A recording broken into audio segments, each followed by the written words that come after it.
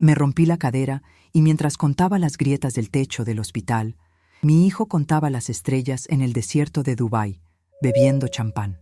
Soy Inés, una maestra jubilada de 70 años, y mi mundo cabía en mi jardín y en los álbumes de fotos. Él no sabía que en mi libreta de cuentas yo no solo apunto gastos, sino también deudas de otro tipo. El olor a tomate friendo con cebolla y pimiento era la única compañía que tenía esa tarde de martes. Era el olor de mi casa, el perfume de mi vida. Estaba preparando un pisto manchego, el favorito de mi difunto Ricardo, y aunque él ya no estaba para comérselo, el ritual de cocinarlo me lo traía de vuelta por un par de horas. La radio, en la encimera, canturreaba una copla vieja que me recordaba a mi madre. Estaba en mi elemento, en mi pequeño reino de azulejos blancos y geranios en la ventana. Fue entonces cuando ocurrió. No fue un gran drama, no hubo un estruendo. Fue un movimiento tonto, un giro rápido para coger el perejil del fregadero. El pie izquierdo se me deslizó sobre una gotita de aceite de oliva, invisible y traicionera, que había saltado de la sartén. Por un instante eterno, sentí que flotaba, como una pluma en el aire, antes de que la gravedad se acordara de mí con una violencia brutal. El golpe fue seco, sordo. No fue en la espalda ni en la cabeza. Fue un crujido hondo y horrible que pareció nacer del centro mismo de mi ser, en el lado derecho de mi cadera. El dolor no vino de inmediato. Primero llegó el shock, una lucidez fría y aterradora mientras yacía en el suelo, con una pierna doblada en un ángulo que no era natural. El pisto en la sartén empezó a oler a quemado. El humo llenó la cocina. Yo no podía moverme. Intenté gritar, pero de mi garganta solo salió un gemido ahogado, patético. Ahí, tirada en el suelo de mi propia cocina, con el olor a fracaso culinario en el aire, me sentí la mujer más sola del universo. Me encontró la vecina, la señora Puri, alarmada por el detector de humos que, gracias a Dios, mi hijo Mateo había insistido en instalar hacía un año. Por seguridad, mamá, me había dicho. ¡Qué ironía! La ambulancia, el hospital, las caras borrosas de médicos y enfermeras. Todo pasó como en un mal sueño. La confirmación llegó con una radiografía que parecía un mapa de una catástrofe.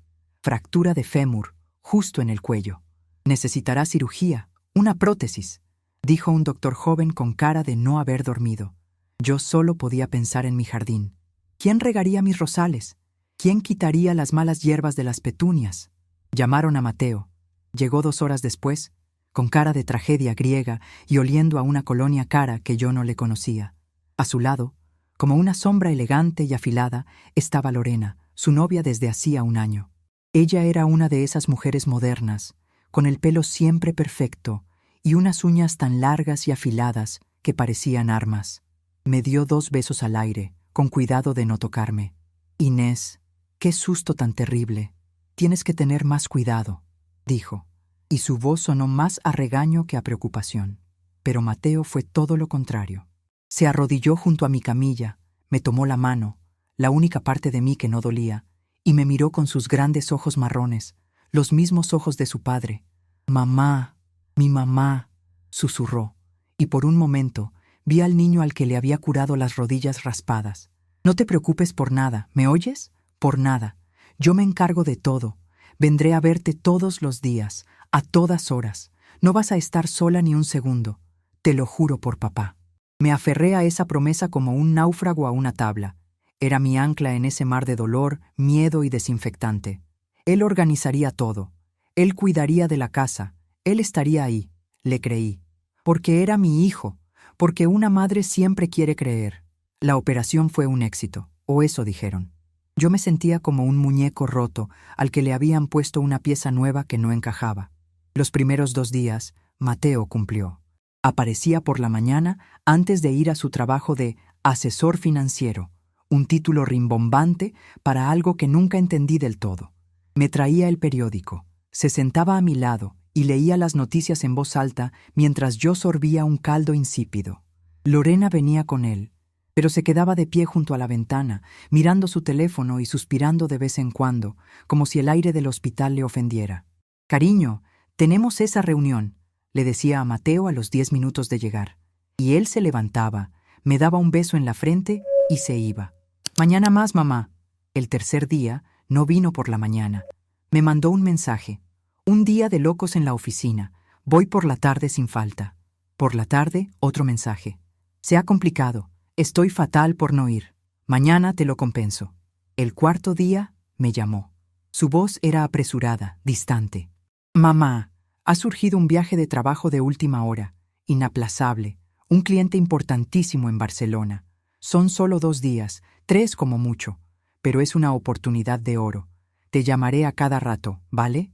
Te quiero. Sentí una punzada de decepción, pero la acallé. Era su futuro. Yo era una maestra jubilada. Sabía lo importante que era el trabajo. Tú no te preocupes por mí, hijo. Atiende tus cosas, le dije, tragándome la soledad. El quinto día no llamó, ni el sexto. El séptimo día mi teléfono estaba mudo. La señora Puri vino a verme y me trajo un termo con caldo de pollo de verdad y por poco lloro de la emoción. Le pregunté si había visto a Mateo por casa, regando las plantas. No, hija, no lo he visto. Pensé que estaría aquí contigo todo el día, me dijo con extrañeza. El octavo día, el silencio ya no era solo ausencia. Era un grito que me decía que algo no iba bien. Mi corazón de madre, ese músculo testarudo y a menudo ciego, empezó a dudar. Y entonces llegó Sofía, la fisioterapeuta. Era un rayo de sol con bata blanca, una chica de 20 y pocos años con una energía que llenaba la habitación.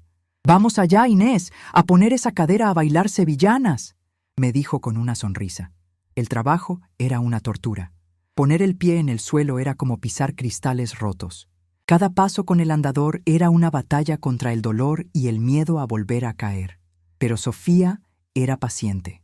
Hablábamos de todo para distraerme. De sus estudios, de su novio, de sus planes de viajar. «Mi sueño es ir a Dubái», me dijo un día, mientras me ayudaba a sentarme en el borde de la cama. «Una amiga mía está allí ahora. Se lo está pasando. Mira, me acaba de mandar una foto».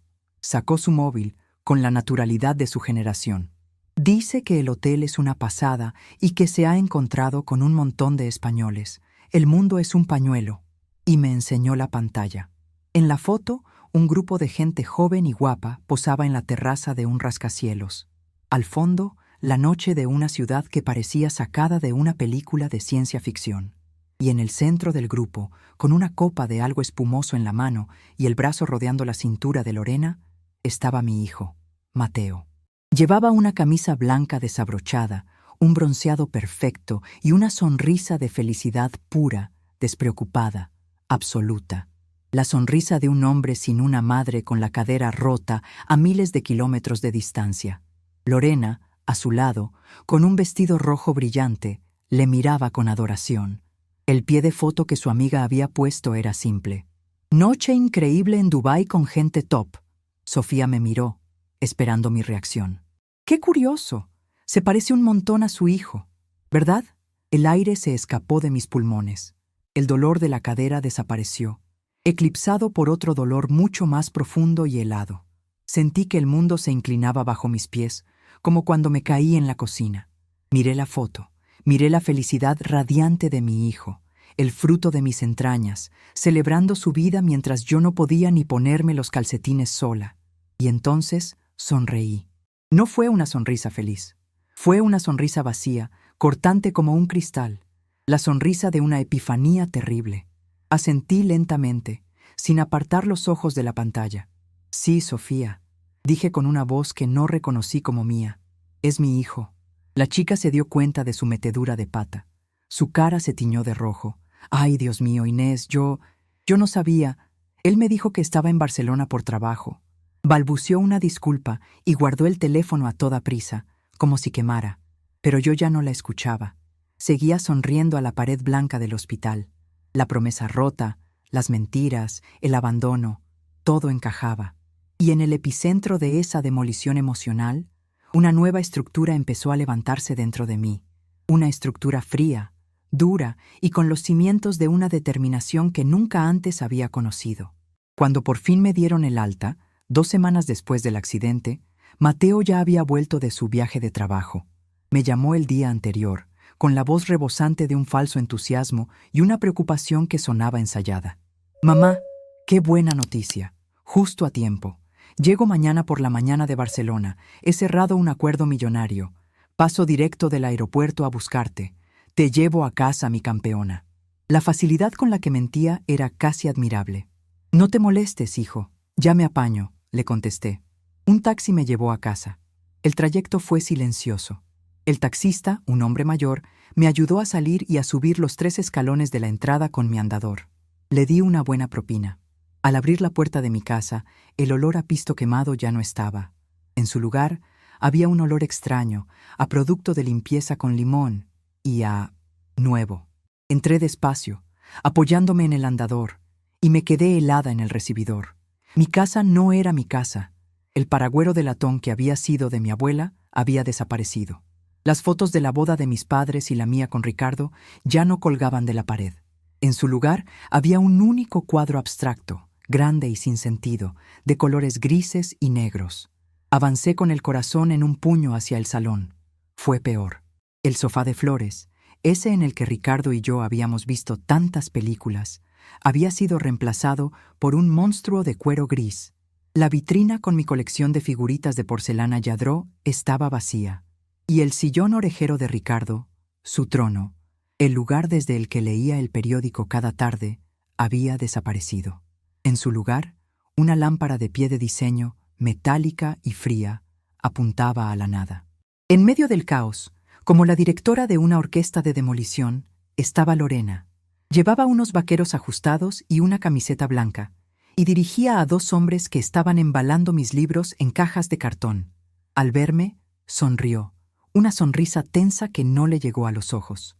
«Inés, qué bien que llegas. Queríamos darte una sorpresa».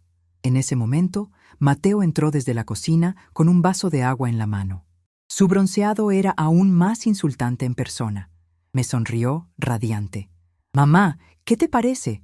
Le estamos dando un aire nuevo a la casa, más moderno, más funcional, para que estés más cómoda y para que se revalorice. Hay que pensar en el futuro». Se acercó para abrazarme, pero yo retrocedí un paso, aferrándome al andador como si fuera un escudo. ¿Dónde está el sillón de tu padre?», pregunté, y mi voz fue un susurro tembloroso. Lorena resopló, como si mi pregunta fuera una estupidez. «Ay, por favor, Inés. Ese trasto viejo ocupaba media sala y olía a cerrado. Lo hemos puesto con otras cosas que no servían». Mateo, viendo mi cara, intentó suavizarlo. «Está en el trastero del garaje, mamá, con tus fotos y tus cosas. Todo bien guardado. Ahora hay que hacer espacio, ser prácticos». Me guió, casi empujándome, hacia la puerta del garaje. La abrió, y allí, en un rincón, vi el despojo de mi vida. El sillón de Ricardo, cubierto con una lona de plástico sucia. Cajas y cajas etiquetadas con un rotulador negro. Libros viejos, fotos varias, adornos. Encima de una pila, abierto y boca abajo, estaba mi álbum de boda. La foto de Ricardo y yo, jóvenes y llenos de sueños, miraba al suelo polvoriento del garaje. Fue esa imagen, la de mi amor tratado como basura, la que rompió la última fibra de tristeza que me quedaba. Lorena se asomó por detrás de Mateo y pronunció la frase que lo cambió todo, la frase que se convirtió en el lema de mi nueva vida. «Es que sinceramente, Inés», dijo, mirándose las uñas, «esto parecía un museo de cosas de viejos. Hacía falta una mano de mujer para poner orden, una mano de mujer moderna».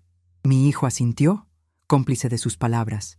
En ese instante dejé de ver a mi niño. Vi a 2 extraños, a 2 depredadores que estaban desmantelando mi vida delante de mis narices, tratándome como si ya estuviera muerta. Me di la vuelta, sin decir una palabra. Les miré a los 2, a sus caras sonrientes y satisfechas.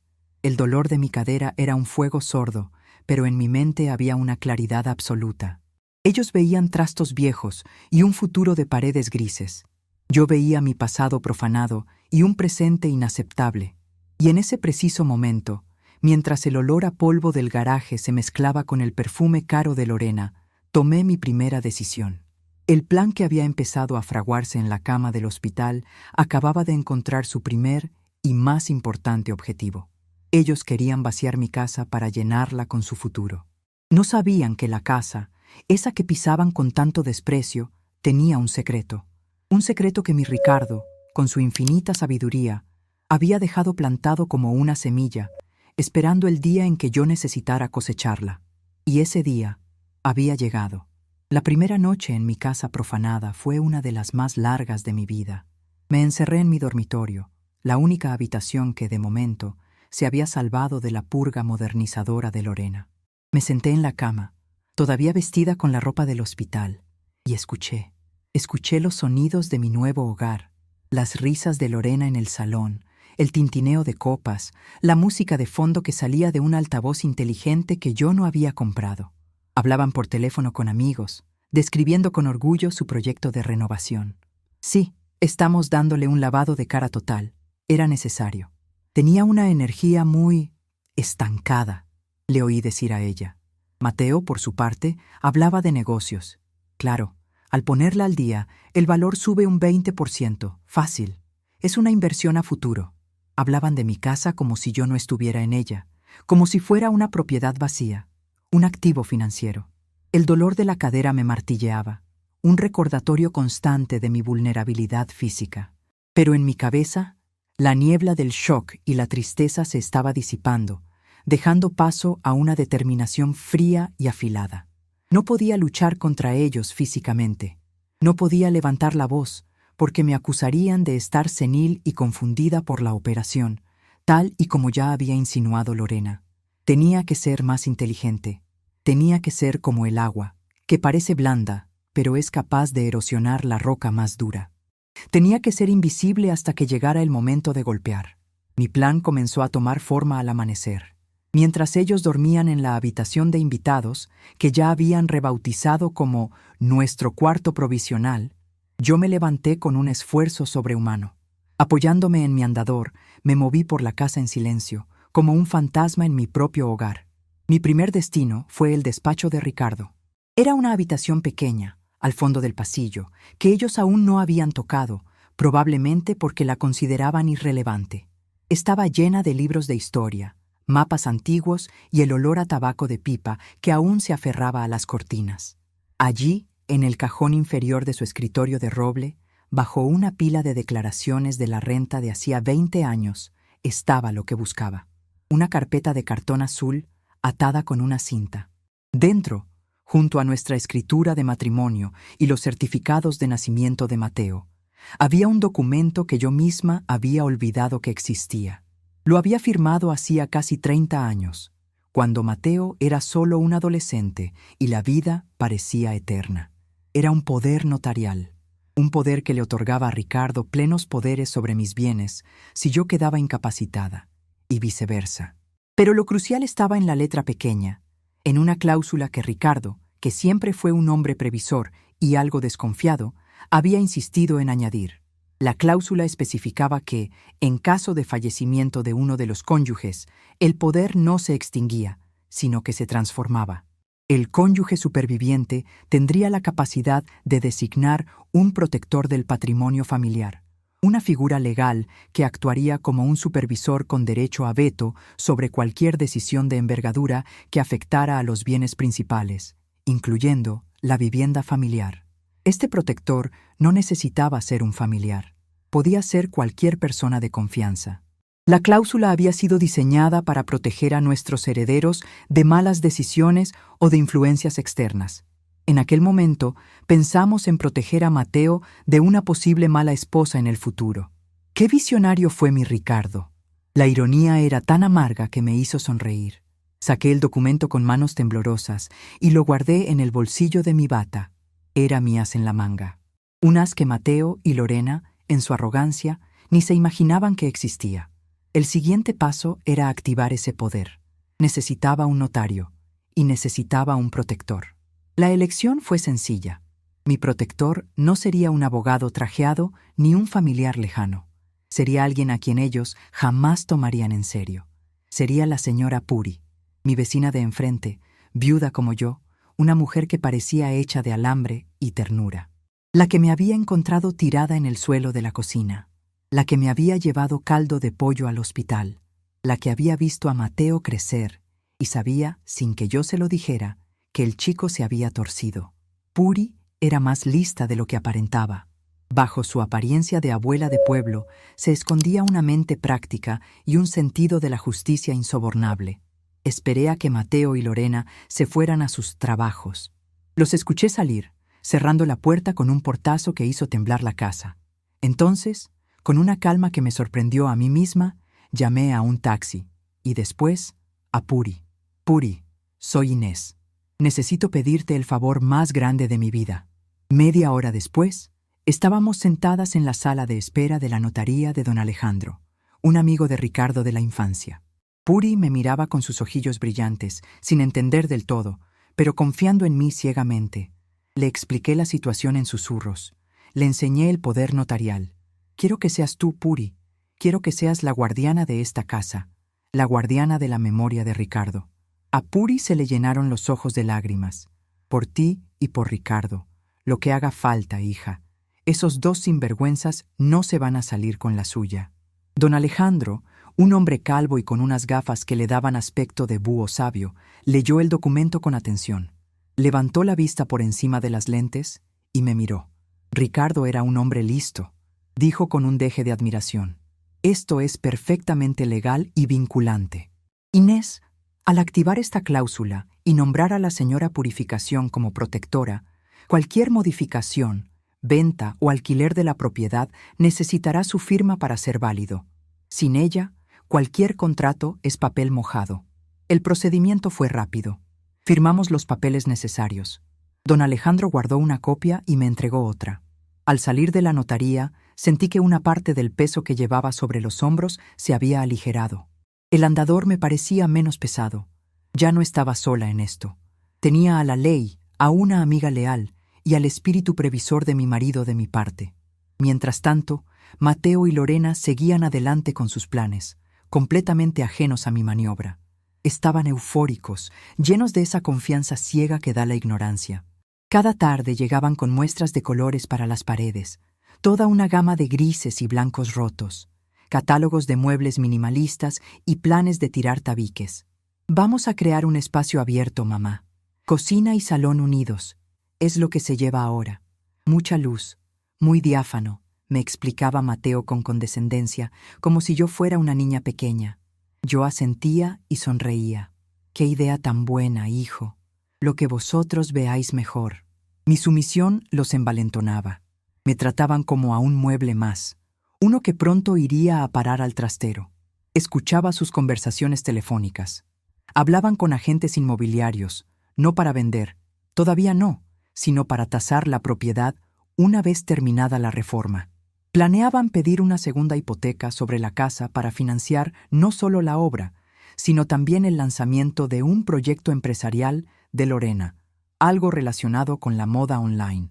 Estaban construyendo su castillo de naipes sobre mis cimientos, sin saber que yo había reforzado esos cimientos con acero legal. Un día, Lorena entró en mi cuarto sin llamar. Llevaba una cinta métrica en la mano. Empezó a medir las paredes, el espacio de la ventana. Estoy pensando que esta habitación sería perfecta para un vestidor. Con la luz que entra, dijo, más para sí misma que para mí. Yo, que estaba sentada en la cama intentando hacer mis ejercicios de rehabilitación, la miré. ¿Un vestidor?, pregunté con fingida inocencia. Ella me sonrió con superioridad. Sí, pero no te preocupes, Inés. A ti te buscaremos un sitio más, recogidito. Quizás el antiguo despacho de Ricardo. Es más pequeño, pero más acogedor para una persona de tu edad. La humillación era tan directa, tan descarada, que tuve que aferrarme a las sábanas para no decirle 4 verdades. Pero me contuve. Aún no era el momento.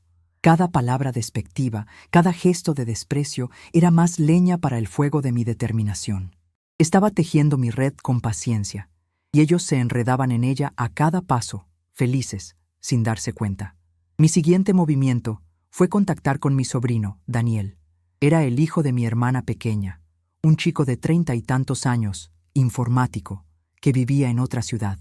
Siempre había sido el contrapunto de Mateo.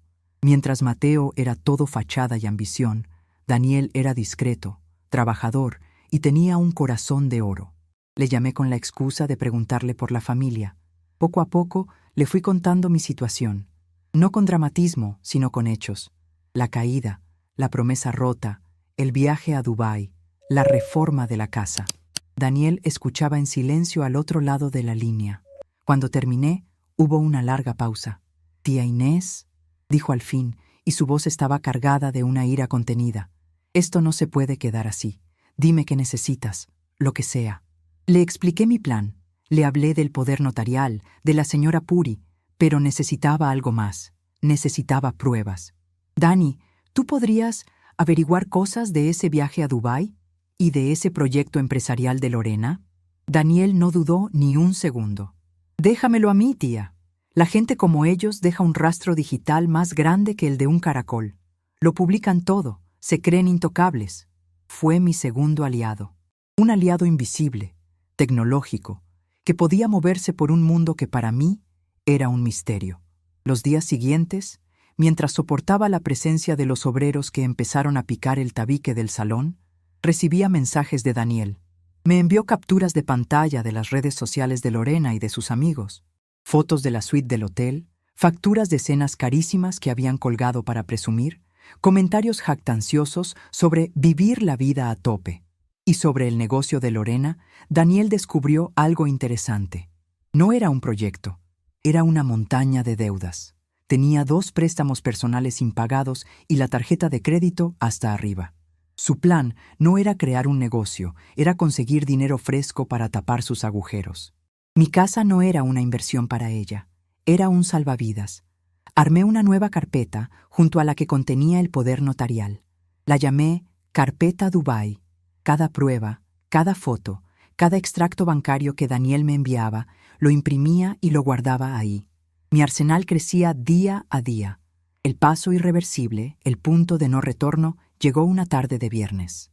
Mateo y Lorena me sentaron en una de las 2 sillas que quedaban en el salón, rodeados de polvo y escombros. Tenían caras serias, de gente importante que va a anunciar una decisión trascendental. Sacaron unos papeles.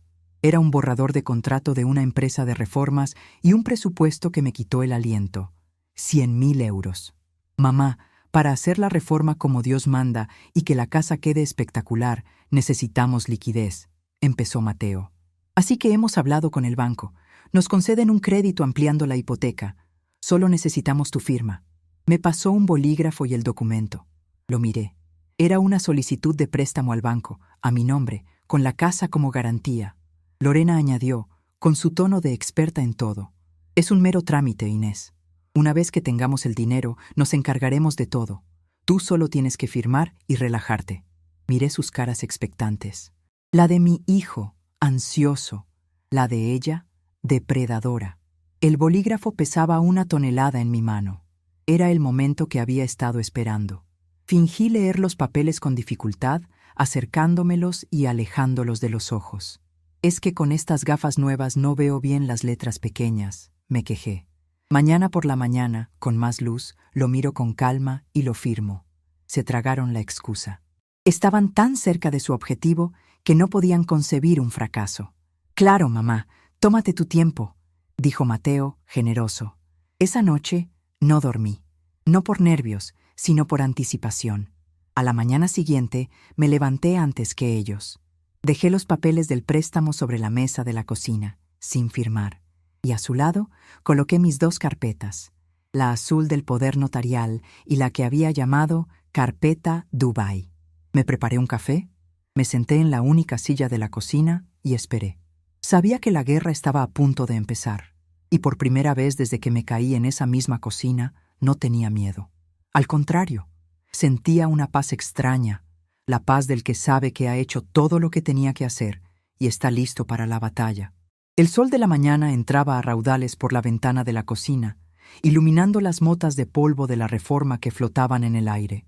Parecía un escenario preparado para una obra de teatro, y yo, sentada con mi taza de café, me sentía como la directora, esperando a que los actores principales entraran en escena.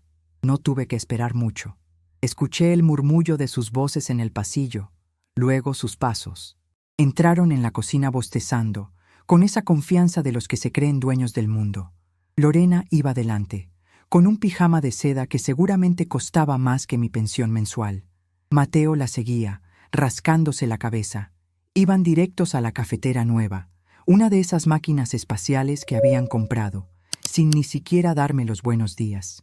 Fue Lorena la primera en ver las carpetas sobre la mesa, junto a los papeles del préstamo que esperaban mi firma. Se detuvo en seco. ¿Y esto qué es?, preguntó, con un tono de fastidio, como si yo hubiera dejado un desorden en su cocina perfecta. Mateo se giró, vio las carpetas. Luego me vio a mí, sentada en silencio, observándolos. Una sombra de inquietud cruzó por su rostro. «Mamá, ¿qué son esos papeles?». Mi voz, cuando hablé, sonó tranquila, casi didáctica, como cuando explicaba un poema a mis alumnos de primaria. «Son unos documentos que creo que os interesa ver antes de que yo firme nada». Señalé las carpetas con un gesto de la cabeza. La curiosidad, mezclada con una pizca de arrogancia, pudo más que su cautela. Lorena fue la primera en moverse. Agarró la carpeta que yo había bautizado Dubái y la abrió de golpe. Sus ojos se abrieron como platos. Las fotos, las facturas, los mensajes de sus redes sociales, todo estaba allí, impreso en blanco y negro, una prueba irrefutable de su engaño. Se quedó pálida. Miró a Mateo, luego a mí, con una expresión de incredulidad y rabia. «¿De dónde has sacado esto?», siseó. Mateo, alarmado por su reacción, le quitó los papeles de las manos. Empezó a pasarlos, cada vez más rápido. Vi cómo el color desaparecía de su cara, cómo su mandíbula se tensaba. Vi el momento exacto en que comprendió que su mentira había sido descubierta. El viaje de negocios a Barcelona, la reunión importantísima, todo se deshizo como un azucarillo en el café. «Mamá, yo te lo puedo explicar», tartamudeó, pero las palabras sonaban huecas, desesperadas.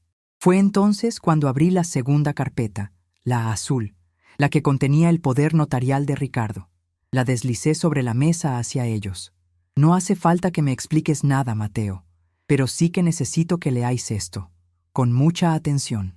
Esta vez fue Mateo quien la cogió, con una desconfianza palpable. Lorena se asomaba por encima de su hombro, mordiéndose una de sus uñas perfectas. Le tomó un par de lecturas entender el lenguaje legal.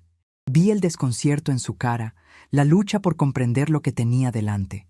«¿Protector del patrimonio? ¿Qué demonios es esto?», preguntó, mirándome como si le estuviera hablando en chino. Lorena, más rápida para las cuestiones de dinero y propiedad, le arrebató el papel. Lo leyó una vez y su rostro se descompuso por completo. «Esto no puede ser legal», dijo, pero su voz temblaba. «Esto es de la prehistoria. Un notario se reiría de esto». Con una calma que los desquiciaba, saqué de mi bolsillo el documento que don Alejandro me había preparado el día anterior.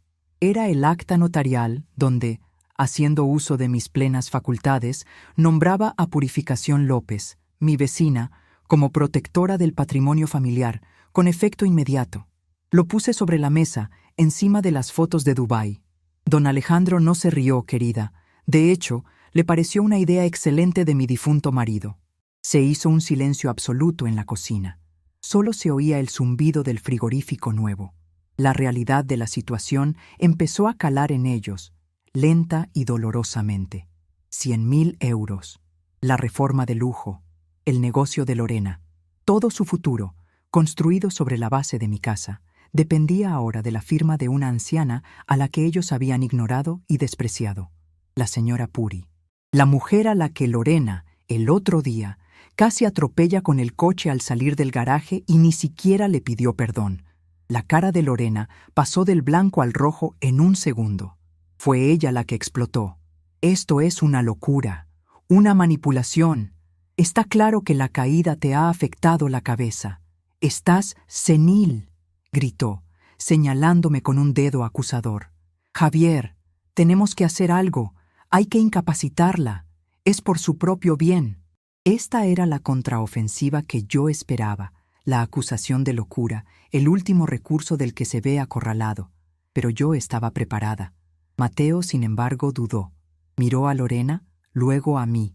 Vio a su novia, furiosa y desesperada, y me vio a mí, serena, con 70 años y una cadera rota, pero con una fortaleza en la mirada que no me había visto en años. «Lorena, cálmate», empezó a decir. «No me calmo nada», le interrumpió ella. Tu madre está intentando arruinarnos la vida por un capricho de vieja resentida. O estás conmigo en esto, o estás con ella. Fue en ese momento de máxima tensión cuando sonó el timbre. Un sonido agudo y persistente que rompió la atmósfera cargada de la cocina. Nos quedamos los tres helados. Nadie esperaba a nadie. Mateo, como en un trance, fue a abrir la puerta. Y entonces ocurrió mi momento icónico, la escena que había planeado en mi cabeza durante tantas noches de insomnio en el hospital.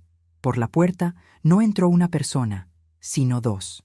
Delante, la señora Puri, vestida con su mejor traje de los domingos, un bolso rígido en la mano y una expresión de dignidad de acero. Y detrás de ella, para mi sorpresa y deleite, venía don Alejandro, el notario, con su maletín de cuero. «Buenos días», dijo la señora Puri con una voz clara y fuerte que retumbó en el salón a medio demoler. «Inés me ha llamado. Me ha dicho que había unos papeles importantes que revisar». Mateo se quedó paralizado en la puerta, con la boca abierta. Lorena, desde la cocina, asomó la cabeza y su cara fue un poema. Don Alejandro entró con la autoridad tranquila que le daba su profesión. Miró el desorden del salón, los tabiques rotos, el polvo. Luego nos miró a nosotros. «Veo que están en plena reforma», comentó con una ironía sutil. «Espero no interrumpir nada importante». Lorena intentó recuperar el control. Se acercó a ellos, forzando una sonrisa. «Señora Puri, qué sorpresa. ¿Y usted es...?» «Alejandro Villa, notario», se presentó él, tendiéndole una mano que ella no se atrevió a estrechar. «Estoy aquí a petición de mi clienta, la señora Inés, y en calidad de testigo del nombramiento de la señora Purificación como protectora de este patrimonio». La palabra notario tuvo un efecto devastador en Lorena. Su argumento de mi senilidad se deshizo en el aire. Un notario no trabaja con gente que no está en su sano juicio. Puri, mientras tanto, avanzó con pasos lentos pero firmes hasta la cocina. Vio las carpetas sobre la mesa. Vio los papeles del préstamo. Y entonces, con una sencillez aplastante, se dirigió a Mateo. «Mateo, hijo, ¿qué es todo este lío? Tu madre me ha dicho que queríais hacer unas obritas, pero esto parece que vais a tirar la casa abajo. Y este papel del banco, es mucho dinero, ¿no?» La escena era surrealista. Mi vecina, la que le llevaba rosquillas a Mateo cuando era pequeño, estaba auditando sus planes financieros con la ley de su parte. Mateo no sabía dónde meterse. «Puri, esto es un asunto de familia», balbuceó. «Ahora también es asunto mío, muchacho», le contestó ella sin alzar la voz, pero con una firmeza que no admitía réplica. «Y a mí, estas cuentas no me salen. 100.000 euros para tirar 2 paredes y poner un sofá gris, me parece una barbaridad. Así que, de momento, este papelito del banco», y cogió la solicitud del préstamo. «Se va a quedar sin firmar». Dicho esto, rompió el documento en 2, y luego en 4, y dejó los pedazos sobre la mesa como si fueran confeti. La cara de Lorena era una mezcla de furia y pánico. Se dio cuenta de que había perdido. El dinero del banco, su salvavidas, acababa de ser destruido por una anciana con un moño. Se giró hacia Mateo, con los ojos echando chispas. «Haz algo, inútil», le espetó, pero Mateo estaba derrotado. Miraba los trozos de papel, las fotos de Dubái, el rostro impasible de su madre. La torre de mentiras y planes se había derrumbado sobre él, y él estaba solo en medio de los escombros. La partida de ajedrez había terminado. Era jaque mate. El sonido del papel rasgado por las manos de la señora Puri fue el punto final. No hubo más gritos ni más acusaciones. Lorena se quedó petrificada, mirando los trozos de su futuro deshecho sobre la mesa de la cocina. Su rostro, normalmente una máscara de controlada superioridad, estaba desnudo, mostrando una mezcla fea de rabia e impotencia. Mateo, por su parte, pareció encogerse. Se apoyó contra el marco de la puerta, bajó la cabeza y se cubrió la cara con las manos. Era la imagen de la derrota total. Don Alejandro, el notario, carraspeó, rompiendo el tenso silencio. «Bueno, si no hay más asuntos que tratar, creo que mi presencia aquí ya no es necesaria». Miró a Mateo y a Lorena con una frialdad profesional que era casi un juicio en sí mismo. Solo un consejo, si me lo permiten. La ley protege el patrimonio, pero también la dignidad de las personas mayores. Tengan cuidado de no traspasar esa línea. Dicho esto, hizo una leve inclinación de cabeza hacia mí y hacia Puri, y se marchó con la misma tranquilidad con la que había llegado. Su salida pareció romper el hechizo. Lorena, en un último espasmo de desafío, me lanzó una mirada cargada de veneno. «Has ganado, vieja bruja», escupió en un susurro. «Disfruta de tu museo de polvo y de tu soledad». Se giró sobre sus talones, fue al dormitorio de invitados y, minutos después, salió arrastrando una maleta de diseño. No miró a Mateo. No se despidió. Simplemente pasó a su lado como si no existiera y se fue, cerrando la puerta principal con un portazo que hizo vibrar hasta los cimientos de la casa. El sonido de su huida fue extrañamente definitivo. Nos quedamos solos en medio del desastre. Mateo, Puri y yo. El salón a medio demoler, las carpetas sobre la mesa y el silencio pesado de todo lo que se había roto esa mañana. Puri, con una delicadeza inesperada, recogió los trozos de la solicitud de préstamo y los tiró a la basura.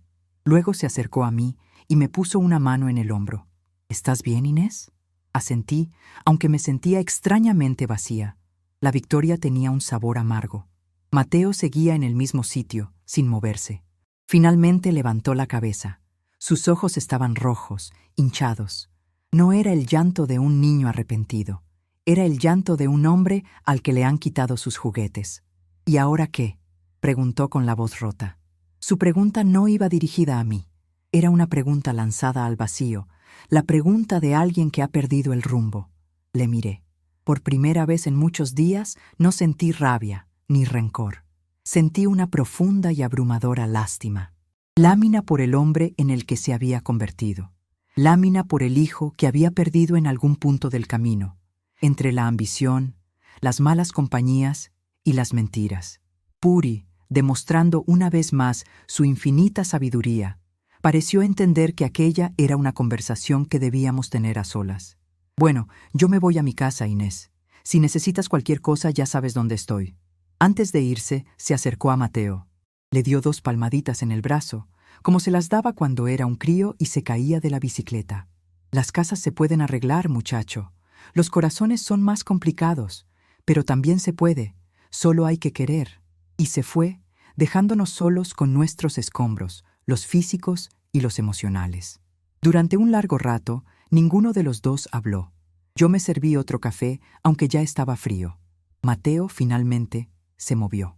Se acercó a la mesa de la cocina y se sentó enfrente de mí, en la silla que antes ocupaba Lorena.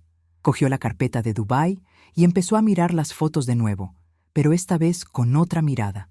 Ya no era la mirada de un culpable descubierto, sino la de alguien que se enfrenta a un espejo que le devuelve una imagen que no reconoce. «Yo no sé por qué lo hice, mamá», dijo en un susurro. Todo se fue de las manos. «Lorena, ella tiene una forma de hacer que todo parezca normal, necesario. El viaje, los gastos. Yo solo quería impresionarla, que estuviera orgullosa de mí». «¿Y lo estaba?», le pregunté, sin una pizca de ironía. Él negó con la cabeza, sin levantar la vista de una foto en la que salía brindando en un yate. No, nunca era suficiente. Siempre había que tener más, gastar más, aparentar más. Era como una carrera sin línea de meta. Se frotó los ojos, cansado. «Cuando llamaste desde el hospital, el día de la caída, ya teníamos los billetes comprados. Ella se puso furiosa. Dijo que no podíamos cancelar, que perderíamos el dinero, que qué imagen daríamos. Dijo que tú te las arreglarías, que en los hospitales te cuidan bien. Y yo le hice caso. Fui un cobarde». Fue la primera confesión honesta que le oía en años. No era una excusa, era una explicación. Dolorosa, patética, pero sincera. Dejé que el silencio se asentara de nuevo. Dejé que sus palabras flotaran en el aire. No le ofrecí un perdón fácil. No le dije, «No pasa nada, hijo», porque sí pasaba. Habían pasado muchas cosas. «La cobardía es una elección, Mateo», le dije finalmente. «Y las elecciones tienen consecuencias». Las consecuencias empezaron a materializarse esa misma tarde. El teléfono de Mateo empezó a sonar.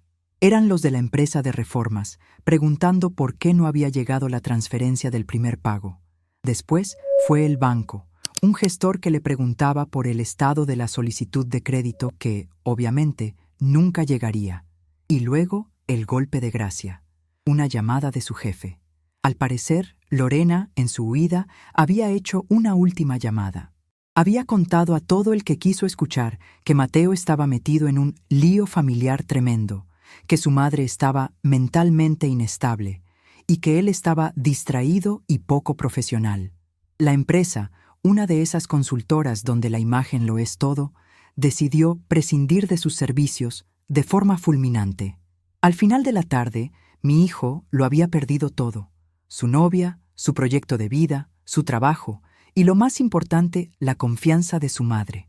Estaba sentado en el sofá de cuero gris que tanto le gustaba a Lorena, en medio de un salón a medio destruir, y parecía el hombre más solo del mundo. Esa noche cociné. Hice una tortilla de patatas y una ensalada.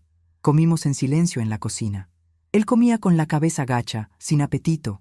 Cuando terminamos, se levantó, recogió los platos y los fregó. Un gesto tan simple, tan normal, pero que no le había visto hacer desde que era un adolescente. Fue el primer ladrillo de una posible reconstrucción. Al día siguiente, establecí las nuevas reglas, no con un discurso, sino con acciones. Llamé a un albañil de confianza, Paco, un hombre que había trabajado para Ricardo durante años. Le pedí que viniera a evaluar los daños. Paco llegó, miró el boquete en la pared del salón, meneó la cabeza y dijo: «Esto es una chapuza de las buenas, Inés». Le expliqué lo que quería. No un espacio abierto y moderno. Quería mi casa de vuelta. Quería que levantara el tabique, que enyesara, que pintara. Le pregunté si necesitaba un ayudante. Paco me miró extrañado. Pues sí, un peón me vendría bien para quitar escombro y amasar el yeso. Perfecto, dije. Ya lo tienes. Y miré a Mateo, que estaba escuchando la conversación desde el pasillo. Empiezas mañana a las 8, y el sueldo te lo descontaré de la deuda que tienes conmigo, la de Dubái. Mateo me miró atónito. La humillación era evidente en su rostro. Él, el asesor financiero, reducido a peón de albañil en su propia casa. Por un instante pensé que se negaría, que cogería la puerta como había hecho Lorena, pero no lo hizo. Tragó saliva y asintió. «De acuerdo, mamá». Y así empezó su penitencia. Durante las siguientes 3 semanas, vi a mi hijo trabajar como nunca antes lo había visto. Se levantaba al amanecer, se ponía una ropa vieja y se dedicaba a las tareas más duras y sucias. Acarreaba sacos de escombro, amasaba cemento, lijaba paredes. Sus manos, antes suaves y cuidadas, se llenaron de callos y arañazos. Su cuerpo, acostumbrado a las sillas de oficina, se quejaba de dolores que no conocía. Paco, el albañil, era un capataz duro pero justo. No le dio ningún trato de favor. «Vamos, niño, que esa carretilla no se va a mover sola», le gritaba. Y Mateo obedecía en silencio. Por las tardes, cuando Paco se iba, él se dedicaba a otra tarea que yo le había impuesto: vaciar el trastero. Tenía que subir, una por una, todas mis cosas: mis libros, mis fotos, mi vajilla, mis recuerdos. Y el último día, con la ayuda de Paco, subió el sillón orejero de su padre. Lo colocamos en su sitio de siempre, en el salón ya reconstruido y pintado de su color original. Ver aquel sillón de vuelta en su lugar fue como ver mi corazón volver a su sitio. Fue un acto simbólico que selló el fin de una era y el comienzo de otra. Mateo, cubierto de polvo de yeso, miraba el sillón con una expresión indescifrable. «Lo siento, papá», le oí susurrar, y supe que su arrepentimiento, por fin, empezaba a ser genuino. La casa volvía a ser un hogar, pero la relación con mi hijo todavía era un campo de ruinas que apenas empezábamos a desescombrar. El olor a pintura fresca fue reemplazando lentamente el rastro de polvo y desolación. La casa, mi casa, volvía a respirar.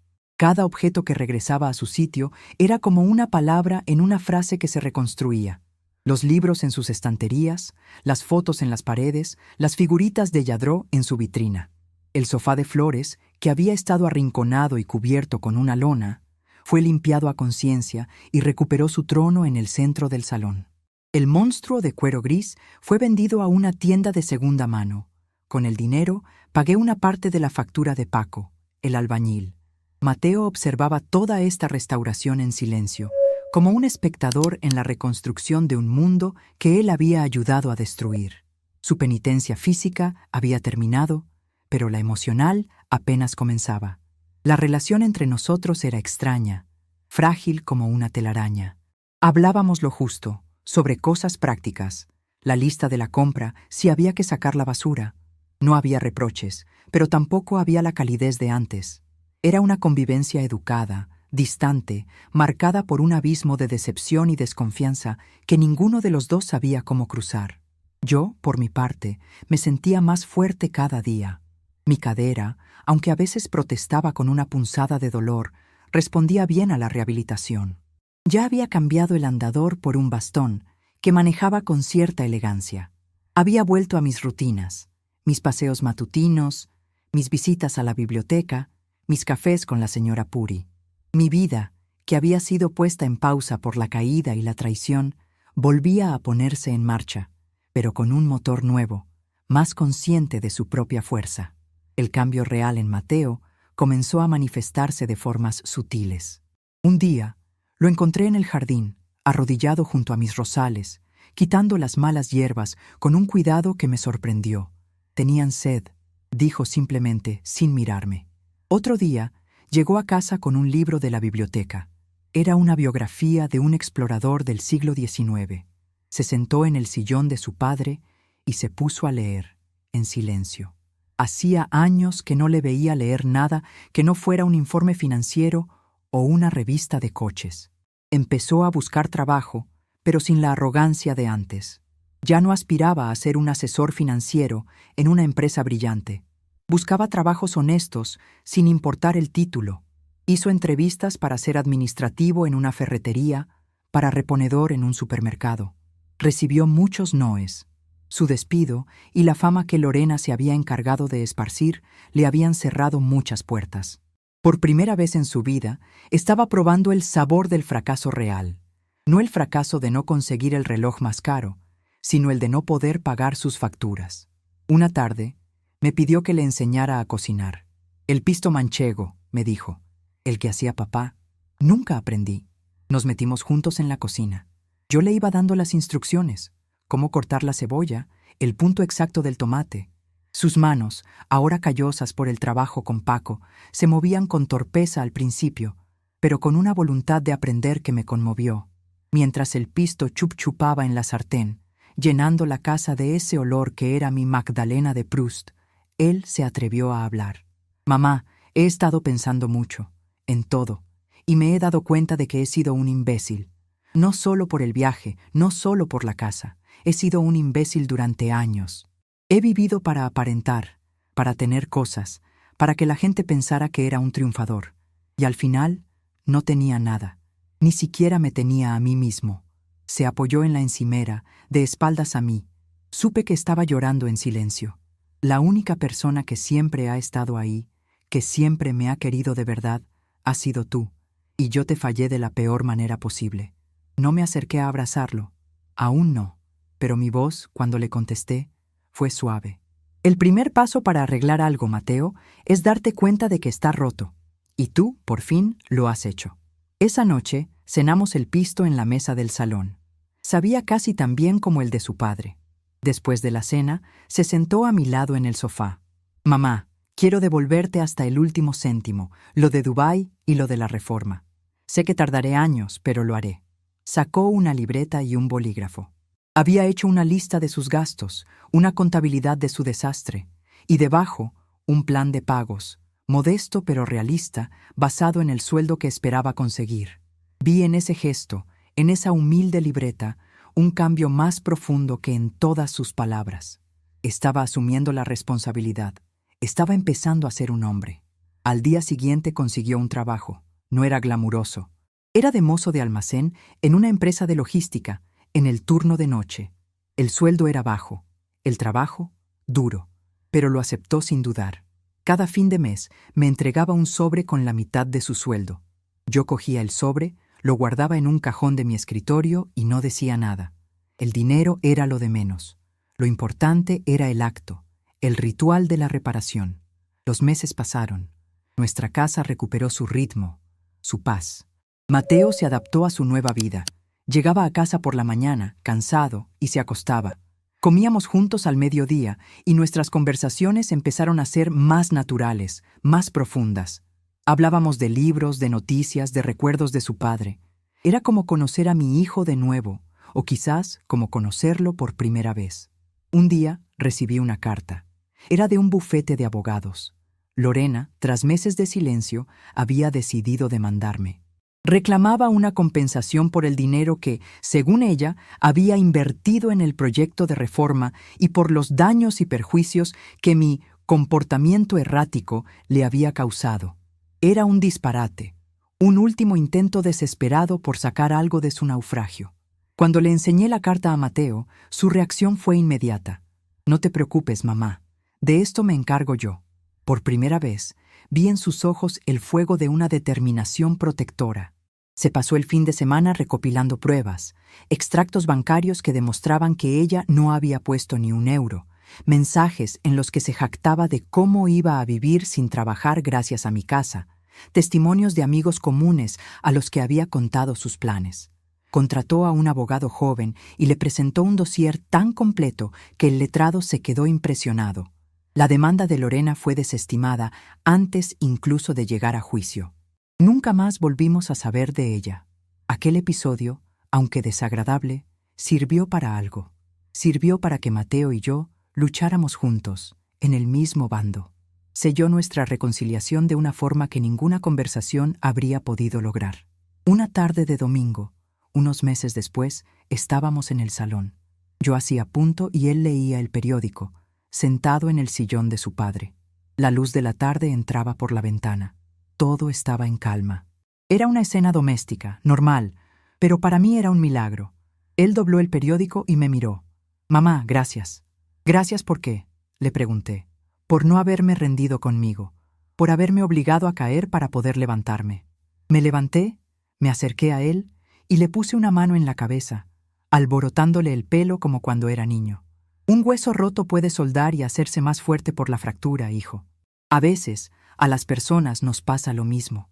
Él se levantó y por fin me abrazó. Fue un abrazo largo, torpe, lleno de todo lo que no habíamos dicho. Sentí sus lágrimas en mi hombro, y esta vez yo también lloré. Eran lágrimas de perdón, de alivio, de un amor que había estado a punto de perderse y que de alguna manera habíamos conseguido encontrar de nuevo, más maduro, más honesto, más fuerte. Mi cadera rota me había enseñado a caminar de nuevo, no solo con las piernas, sino también por la vida. Y a mi hijo le había enseñado que el verdadero valor de un hogar no está en su precio de mercado, sino en el amor inquebrantable que se cuece a fuego lento en su cocina.